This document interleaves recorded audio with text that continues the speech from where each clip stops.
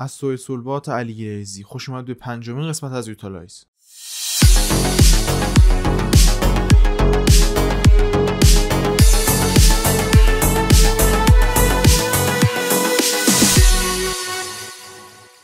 خب اولین ویدیو از کانال سلبا چالنجه که مال سهیل سلباه که در اون بازیه رو رفته بود که نمیشه بود فشاری ترین سهیل سلباه چند وقت اخیر. به صورت کلی خب خوبه، چنل گیمینگو خیلی نمیشه بهش ایراد گرفت. یه دوربین و میکروفون ساده نیازه و اسکرین ریکورد بازیه دیگه، بقیه‌اش میشه ریاکشن علاقه‌ای که من با اون فرد دارم. نور یه ذره باید بهتر بشه، تنها چیزی که خیلی به نظرم به چشم میاد اون که نور یه ذره باید بهتر بشه، یه ذره سهیل باید بیشتر دیده بشه، یه ذره تاریک، کلا نور فیسش کمه و قشنگ صورتش نور گرفته و تاریک صورتش. بخش بعدی که به نظرم نکته مهمیه میکروفونه. ویدیوهایی که پشت میزه میتونیم میکروفونای پشت میزی و میکروفونای پایدار خفن استفاده کنیم. رود هست، شور هست و میکروفونای بسیار خفنی که قطعاً کیفیت صداشون خیلی خیلی بهتر است میکروفونای یقه‌ایه، پس بهتره که با DJI ضبط نشه. اینم بهش فکر بشه و یه میکروفون فکر نمی‌کنم خیلی قیمت بالایی هم داشته باشه خریداری بشه برای اینکه ویدیوهای پشت میزی رو باهاش بگیریم. خیلی بد کمک میکنه که کیفیت صدا بهتر بشه. ادیت و تصویر و همه چیش اوکی به نظرم، جایی که نیاز ادیت میشه خودش ریاکشن خوبی داره. به طور کلی جذاب ویدیو.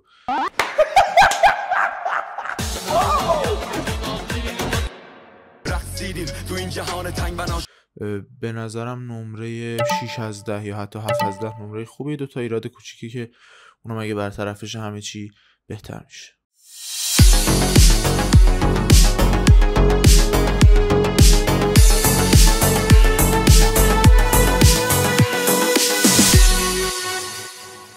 ویدیو دوم محصولات اپل علیگریزیه که ویدیو واقعا ویدیو خوبیه و هیچ حرفی توش نمیمونه. به نظرم ایده خیلی خفنیه، همه چی خیلی خوبه.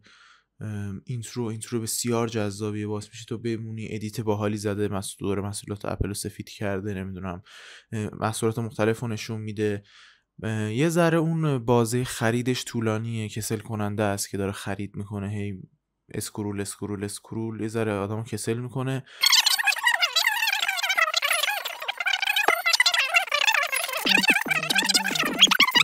ولی ما بقیش به نظرم به صورت کلی خوبه. فونت‌ها یه ذره فونتای با تصویر سازگار نیست. فونت ورده، میدونی چی میگم، فونتی که واسه تصویر باشه نیست. این فونت عوض شه خیلی بهتر میشه. یه سری جاها از میکروفون استفاده شده بود خیلی خوب، همه چی عالی بود. تو ماشین تو خونه از میکروفون استفاده کرد، اما یه سری شاتا میکروفون نداشت. اما صدا هم خیلی بد نبود. حالا امکان داره میکروفون رو زیر لباس یا به گوشی چسبونده باشه، اما صدا به صورت کلی خوب بود. اما اون یه سری جاها اگه میکروفون نیست باید میکروفون استفاده بشه، به خاطر اینکه اگر کیفیت 4K بذاری صدا رو متوجه میشی اون ضعفش رو. بنابراین پس میکروفون خیلی چیز مهمه، اما علی تقریبا همه جا استفاده کرده بود و از لحاظ صدا همه چی عالی بود. ببین من حالا بعد برای همه ویدیوها فکر کنم اینو بگم امروز. استابلایزر، فیلم بردار، دوربین حرفه‌ای، حالا نمیدونم علیگریزی اکثرا با دوربین استفاده میکرد. اینکه یه فیلم بردار مستقل داشته باشیم، با گوشی نگیریم، تنظیمات نور رو بلد باشه فیلم، اینا خیلی چیزای مهمیه. یه ذره جا داشت که اینم روش کار بشه، اما به صورت کلی به نظرم ویدیو خوبی بود و 7 از 10. به خاطر اینکه ایده جدید و جذابی بود، به نظرم 7 از 10 براش نمره خوبیه.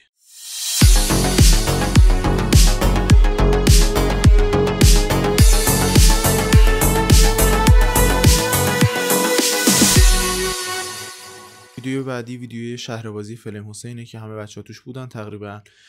توی مکان‌های کم نور باید تنظیمات دوربین رو بیاریم رو حالت دستی، ایزو رو بیاریم بالا، نمیدونم شاتر رو تغییر بدیم. اینا خیلی چیز مهمیه واسه اینکه نور درست بشه.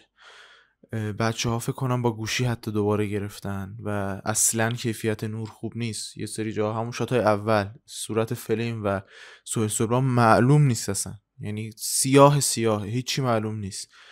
تا یه حدی رو گوشی و دوربین خودش تنظیم میکنه، اما نیازه که ما تنظیمات نور رو بلد باشیم. حالا تو شهربازی نمیشه بگیم نور ببر، رینگ لایت ببر، اینا غیر منطقیه، ولی تنظیماتش رو میشه انجام داد. حالا در لول‌های بالاتر که یه روز شهربازی رو رزرو کنی اینا رو میشه گفت، ولی دیگه حالا اون ایراد بنی اسرائیلیه. ولی به صورت کلی میگم منطقیه که بخوان از تنظیمات درست استفاده بکنن.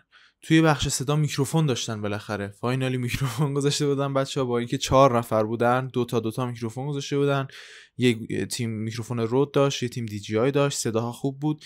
یه سری شات‌ها رو من متوجه شدم و فکر کنم هر کی هم گوش بده متوجه میشه که صدای ضبط شده از میکروفون‌ها نیست، چون اون کسی که دورتره صداش ضعیف‌تر از کسی که نزدیکه. میکروفون دی جی آی وقتی که وصل باشه، میکروفون صدای دو نفر در یه سطح ولومه، اما یه سری جاها که دقت کنیم کسی که دورتره صداش کمتره. بخش صدا خوب بود، اما بخش تصویر، رنگ و نور و اینا رو که گفتیم به جدا هستن. یا استابلایزر باید بخریم بچه‌ها، یا فیلم بردار حیفری باشه که خودش تجهیزات داشته باشه. اینکه دوربین رو ویبره باشه، نصف صورت فلانی نیست، نصف قیافه فلانی نیست، تیکتو داره میگیری از کف پا داره، اصلا این درست نیست. فیلم بردار حرفه‌ای که کادر رو بشناسه، استابلایزر همراه خودش داشته باشه، دوربین نلرزه، اینا خیلی چیزای مهمیه. تو رو خدا به اینا دقت کنید. به صورت کلی ایراد که زیاد داره واقعا ویدیوه، اما حالا از لحاظ محتوای منطقی داره. به نظرم 5 از 10 نمره خوبیه و نه بیشتر نه کمتر.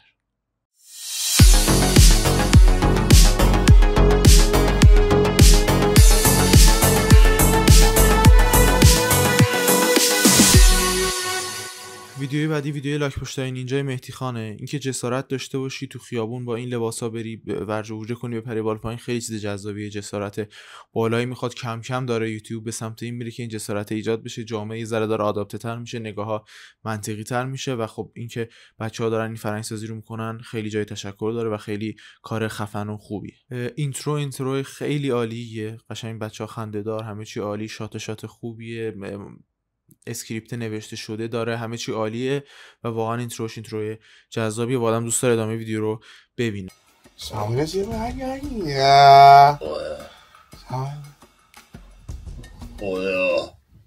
استاد سینته؟ اما من نمیدونم، باز هم میکروفون بچه‌ها استفاده نکردن توی شات اینترو که حالا میگه آخه داخل خونه است اوکی صدا خوبه، ولی تو خیابون که دیگه نیاز میکروفون، که دیگه جاهایی که شلوغه که میکروفون نیازه.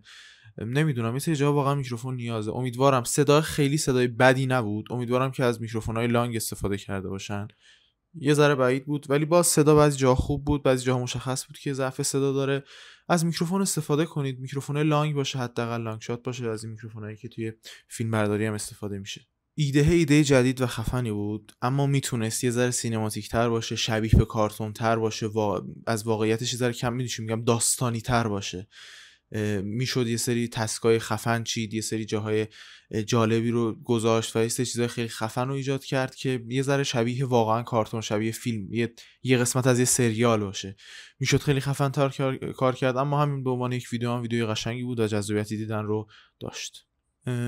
صدا رو که در صحبت کردیم، بعضی جا واقعا اذیت کننده است. هر چی جلوتر رفتم دیدم که صدای ایراد پیدا میکنه، اذیت میکنه. اما بخش ادیت رنگ و نور، یه سری جا تصویرها خامه، این اصلا پذیرفته نیست. یه سری جا تصویرها خوب ادیت میخوره، اون جایی که تصویر خامه اصلا منطقی نیست که ادیت رنگ و نور نخوره، اصلا بالا پایین نشه. هر چقدر نور داشته باشه یه ذره نیاز اکسپوژر تغییر بکنه توی خود پریمیر، توی اپلیکیشنی که ادیت میخوره، خیلی چیزا سچوریشن بالا پایین بشه، اینا همش نیازه که تغییر پیدا بکنه و همینجوری خام اصلا قابل قبول نیست. ایده جدیدی بود، همه چی عالی و خفن بود، اما میگم که خیلی جا داشت که ایده پخته تر باشه. 5 یا 5.5 از 10 به نظرم نمره خوبیه. اینو میشه یه بار دیگه ساخت و خیلی خفن تر.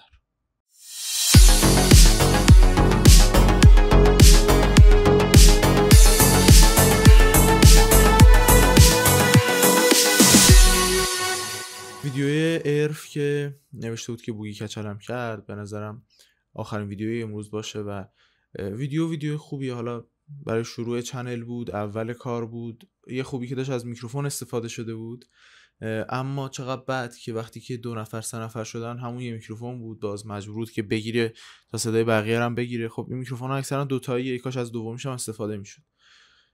از دوربین فیلمبرداری استفاده شده بود، این خودش خیلی رکن مثبتی بود، اما چرا استابلایزر دوباره نداره؟ دسته میلرزه، یه سری جاها اصلا فوکس نیست، یعنی نمیدونم حالا فوکسش روی اتوماتیکه یا منوال بوده، اصلا یه سری جاها فوکس نیست روی صورت‌ها، قشنگ تصویر تاره، میلرزه. اینا رو باید درست کنید توی فیلم برداری.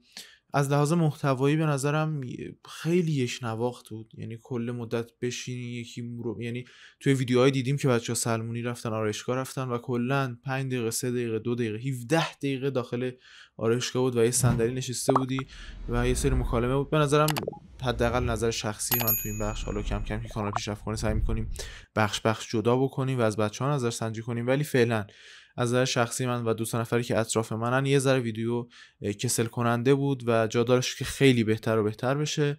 به صورت کلی خیلی ایراد داشت، هم صدا هم تصویر، اما اینکه از تجهیزات خوب استفاده میکرد خودش خیلی چیز خوبیه. به نظرم 4 از 10، چون محتوای خوبی نبود.